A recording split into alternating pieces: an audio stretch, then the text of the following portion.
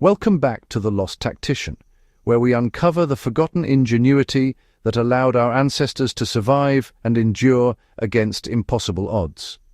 Today, we're stepping into the cold forests of medieval Scandinavia, where Viking craftsmen engineered wood to defy the very laws of nature. Imagine structures standing for over 1,000 years, their timbers resisting rot, insects, and relentless Nordic winters. We often picture Vikings coating their longships in bubbling tar, but that image barely scratches the surface of their material genius.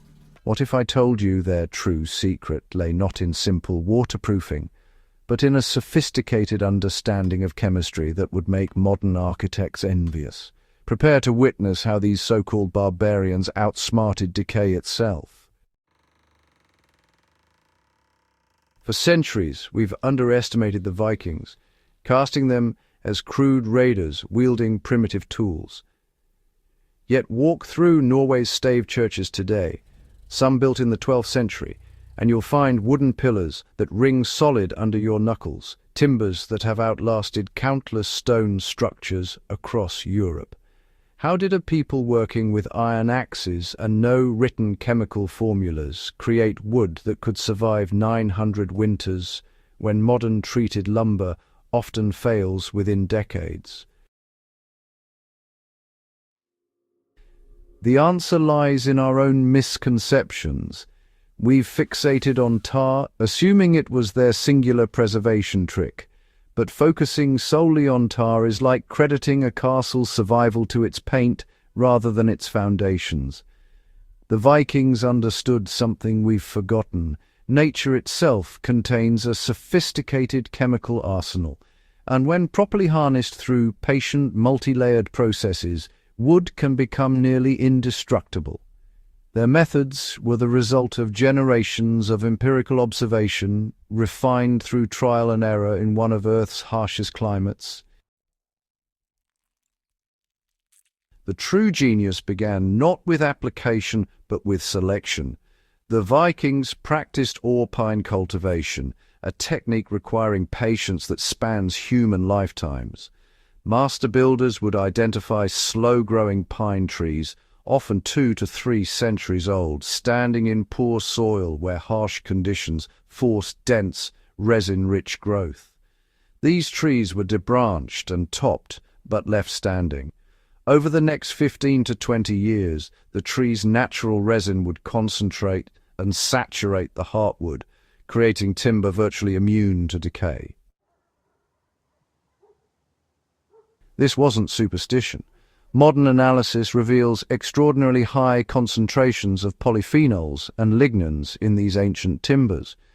These chemicals function as natural biocides, toxic to the fungi and bacteria that decompose wood. The Vikings had discovered through generations of observation that stressed trees produce the best building material. They were practicing chemical engineering without laboratories, leveraging the tree's own immune system. Harvesting occurred exclusively during winter, when sap flow had ceased. Summer-cut wood, heavy with sugars, becomes a feast for insects and microorganisms. Winter timber offers invaders little sustenance. Once felled, logs were submerged in cold, mineral-rich streams for months or years. This prolonged soaking leached out residual sugars, stabilized the cellular structure, and allowed dissolved minerals to permeate the wood's cell walls, adding an inorganic dimension to its defense system. The Vikings mixed linseed oil with pine tar, creating a compound that waterproofed and nourished the wood, keeping its cell structure supple. Beeswax joined this mixture for boat hulls, forming an elastic barrier that flexed with the timber's natural movement without cracking. Each ingredient served a purpose, each layer building upon the last, creating a chemical fortress around every plank and beam. Application itself demanded, weeks or even months of careful attention. Prepared timber first underwent charring, especially on surfaces destined for ground contact or water exposure. Craftsmen would control burn the outer layer, creating a carbon crust that, as modern science confirms, is remarkably resistant to biological attack. The carbonized surface acts as a physical barrier, chemically stable and repelling water penetration. After charring came the smoking phase.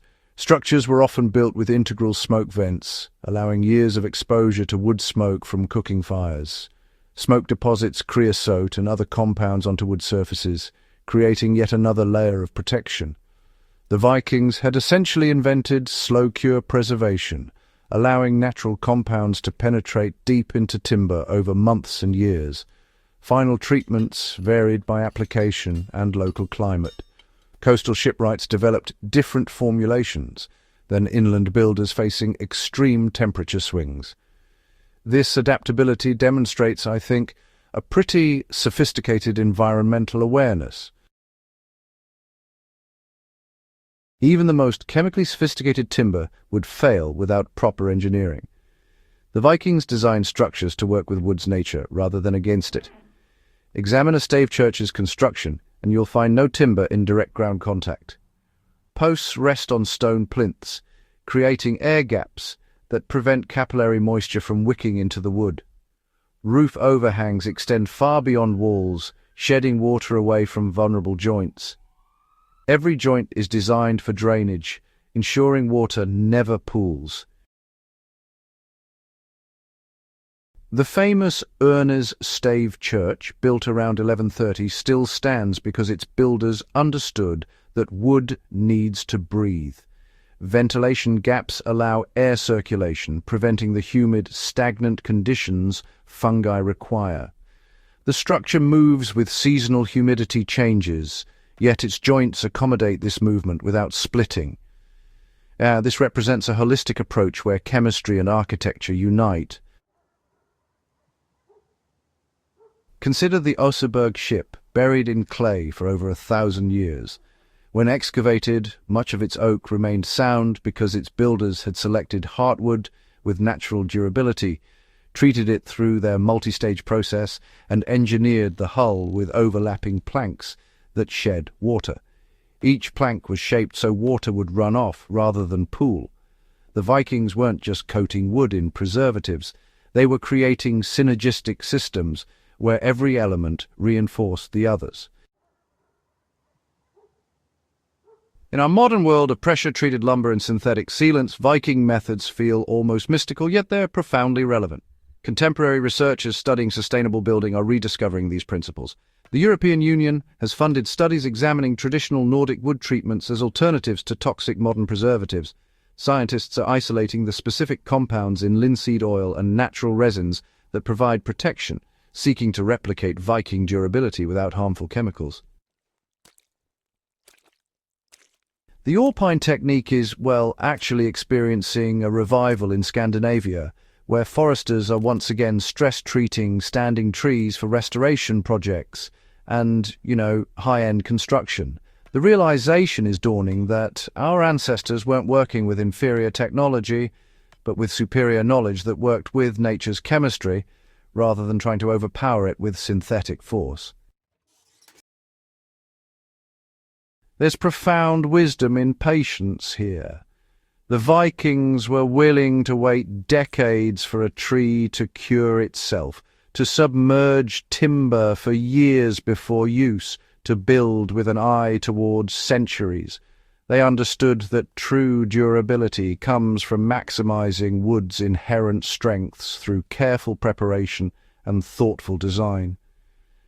As we face resource constraints and environmental concerns, the Viking approach offers a blueprint: work with local materials, understand their properties deeply, layer protections synergistically, and design for the long term. The Vikings left us a masterclass in material science, proving that observation, patience, and respect for natural processes can achieve what no modern laboratory has matched: wood that outlives empires. Their ingenious treatments, combining natural biocides with physical protections and intelligent design, created structures that stand as monuments to human ingenuity. In a world increasingly concerned with sustainability, Perhaps it's time we stopped looking only forward and started learning from those who built to last. If this journey into forgotten materials science has opened your eyes to sophisticated survival strategies, hit that like button and share this video. Subscribe to The Lost Tactician for more deep dives into the techniques and timeless wisdom that allowed humans to thrive against all odds. The past isn't primitive. It's a teacher we ignore at our peril. Until next time, stay curious, stay resilient,